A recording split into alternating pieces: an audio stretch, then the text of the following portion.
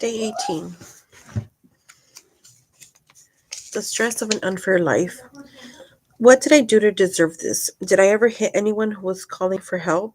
Haven't I wept for those who live a hard life, been heartsick over the lot of the poor? But where did it get me? I expected good, but evil showed up. I looked for light, but darkness fell. My stomach's in a constant churning, never settles down. Each day confronts me with more suffering. I walk under a black cloud. The sun is gone. I stand in the congregation and protest. I howl with the jackals. I hoot with the owls. I'm black and blue all over, burning up with fever. My fiddle plays nothing but the blues. My mouth harp wails laments. Job 30. Job. Job. Job 30, 24 to 31. Have you ever had a week like this? Can you remember a time when it seemed life blindsided you? You stood there with arms spread apart thinking, what just happened? There's no doubt we've all faced moments of shock trying to make sense of it all. Maybe a friend betrayed your shameful secret, or your child turned their back on you. Maybe someone else got the promotion you were promised. Maybe you didn't get an invitation to the big event or were stuck with the bill. Maybe you were falsely accused. Maybe your spouse or boyfriend changed their mind and left the relationship without explanation.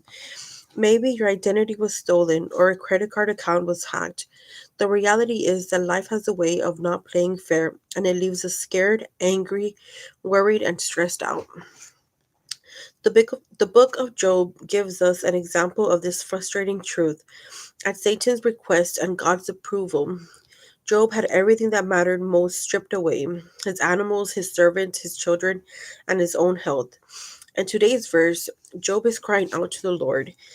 He is walking out his emotions, trying to make sense of the situation because he knew he had lived a righteous life. To him, it made no logical sense why these tragedies happened. What about you, friend? Are you struggling with what's happening in your life right now? Does it all seem unfair? Have you tried to live righteously and are frustrated that hardships continue to come your way?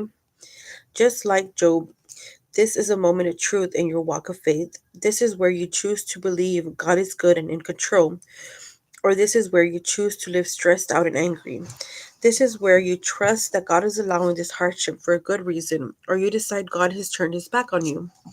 This is where your faith muscles builds or weakens.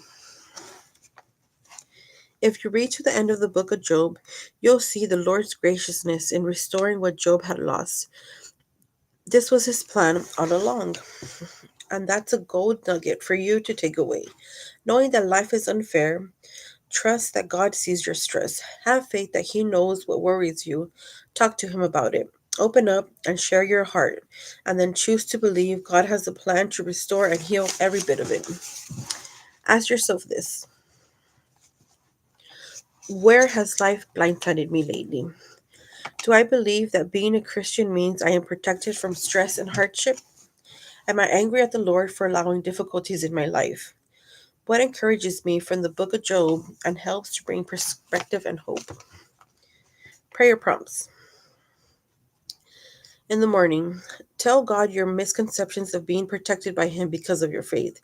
Pray something like this: Father, I confess I've been frustrated that you've not saved me from hard times. Somewhere along the way, I started to believe that being a Christian meant I wouldn't suffer, but I know that's not the truth. Instead, I know you will be with me through the stressful moments life brings, and I am so grateful for that. In the afternoon, ask God for perspective when life blindsides you. Pray something like this: Father, help me to be quick to cry out to you when stress and worry take over. Remind me that you are with me, that you are in control, and that you will guide me through it. Build my confidence in your goodness. In the evening, tell God the ways the book of Job encourages you. Pray something like this: Father, I'm so glad you included the book of Job in the Bible. What a powerful reminder to trust you and allow hardships to build my faith muscle. There is so much I appreciate about his story.